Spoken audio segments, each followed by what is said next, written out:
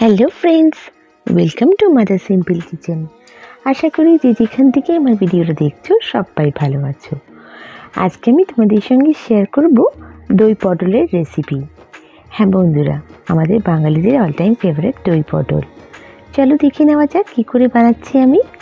এখানে আমি বেশ লম্বা লম্বা কচি সাদা পটল নিয়েছি, যেগুলো বেশ লম্বা সরু সরু হয় পটলগুলো, সেই পটলগুলো নিয়েছি। পটলগুলো পুরো ছাল ছাড়িয়ে আমি মাথা দিয়ে একটা জাস্ট কেটে নিচ্ছি, দুদিকেই আমি জাস্ট কেটে নিচ্ছি, পটলটা পুরো আস্ত রাখছি। এবার আমি পটলে স্বাদ অনুযায়ী নুন আর হলুদ মাখিয়ে রেখে দেবো কিছুক্ষণের জন্য।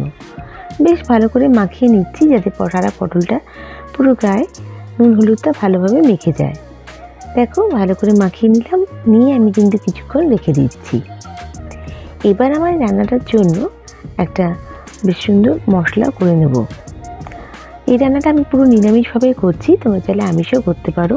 পেঁয়াজ আদা রসুন দিয়ে করলে এটা আমিষভাবে হয়, কিন্তু এটা আমি নিরামিষ দিনে খাওয়ার জন্য পুরো পিওর ভেজ বানাচ্ছি। দেখো আমি এখানে 1 ইঞ্চি মতো আদা নিচ্ছি, আর 2টো লঙ্কা নিচ্ছি, আর 2 চামচ মতন জিরের গুঁড়ো দিচ্ছি, আর একটু জল দেবো। এখানে লঙ্কা তোমাদের ঝাল অনুযায়ী বাড়াতে বা কমাতে পারো। আমি এখানে মিডিয়াম ঝাল করবো, তাই জন্য 2টো লঙ্কা দিচ্ছি, আর আমি জল দিয়ে এটাকে বেটে নিচ্ছি। একদম স্মুথ পেস্ট আমি বানিয়ে নেব। এটা আমি পরে ইউজ করছি। আর আমার লাগবে কাজু, এখানে আমি 50 গ্রাম কাজু বেটে নিয়েছি, আর 100 গ্রাম টক দই। ব্যাস এই আমার ইনগ্রিডিয়েন্ট। এবার কড়াইতেই আমি পরিমাণ মতন সরষের তেল দিয়ে পটলগুলোকে ভেজে নেব। বেশ ভালো করে ভাজতে হবে, কিন্তু বেশ এদিকে 2টো দিকেই লাল লাল করে একটু ভেজে নেব। পটল ভাজার মতন ভাজবো না, কিন্তু ভালো একটু ভেজে নেব। পটল ভাজার মতন ভাজলে স্বাদটা একদম ভালো হবে না। আর এখানে যেহেতু খোসাটা ছাড়ানো আছে, এখানে অতটা ভাজার দরকার নেই। দেখো আমি বেশ একটু হালকা হালকা লাল হবে সেরকম ভেজে আমি রেখে দিচ্ছি। এই দেখো দুদিকে একটু লাল লাল করে ভেজে আমি তুলে রাখছি। এটা আমি পরে ইউজ করব। এবার আমি তেলের মধ্যে একটা শুকনো লঙ্কা কাঁচা লঙ্কা ফোড়ন দিচ্ছি, আর আমি এখানে দিচ্ছি কালো জিরে। 1 চামচ মতন কালো জিরে দিয়ে আমার যে আদা জিরের বাটাটা ওটা আমি দিয়ে দিচ্ছি। আদা জিরে লঙ্কা বাটাটা দিয়ে এবার আমি ভালো করে একটু কষিয়ে নেব।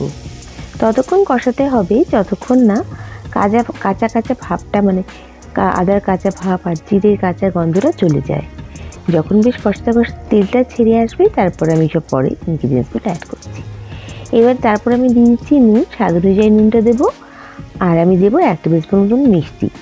যেহেতু দইটা একটু টক টক হবে, তাই জন্য চিনিটা দিলে স্বাদটা একটু ব্যালেন্স হয়ে যাবে আর খেতে ভালো লাগবে। দেখো এখানে আমি আর দিচ্ছি 1/2 চামচ মতন হলুদের গুঁড়ো অ্যাড করছি, দিয়ে একটু ভালো করে কষিয়ে নিচ্ছি।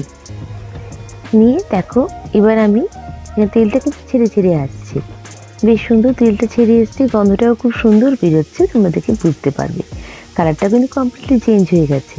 এই স্টেজে আমি অ্যাড করে দেবো আমার যে কাজু পাতাটা অ্যাড করে দিচ্ছি। দেখো কাজু বাটাটা দিয়ে ভালো করে নাড়াতে হবে, কিন্তু কাজুটা দিলে পরে টেন্ডেন্সি থাকে তলা লেগে যাওয়ার। তারপরে একটু ভালো করে নাড়িয়ে চাড়িয়ে আমি এখানে টক দইটা অ্যাড করছি। টক দইটা যখন অ্যাড করব, গ্যাসের ফ্লেমটা কিন্তু একদম লো রাখবে, না হলে কিন্তু দইটা ফেটে যাওয়ার চান্স থাকে।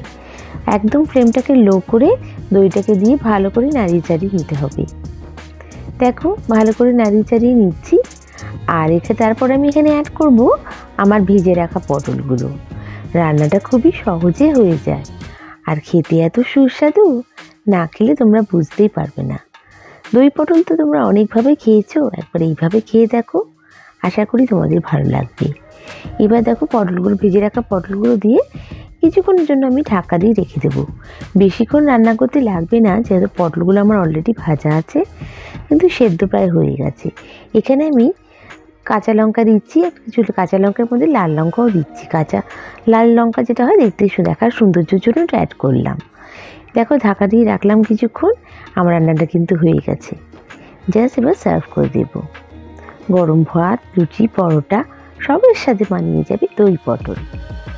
আর বন্ধুরা, আমার রেসিপিটা যদি ভালো লেগে থাকে লাইক করো, আর নতুন বন্ধুরা আমাকে সাবস্ক্রাইব করে আমার পাশে থেকে যেও। আর আমার এই রেসিপিটা কেমন লাগলো আমায় কমেন্ট করে নিশ্চয়ই জানিও। নেক্সট রেসিপি নিয়ে আমি আবার হাজির হয়ে যাব। তোমরা সবাই ভালো থেকো, সুস্থ থেকো। বাই।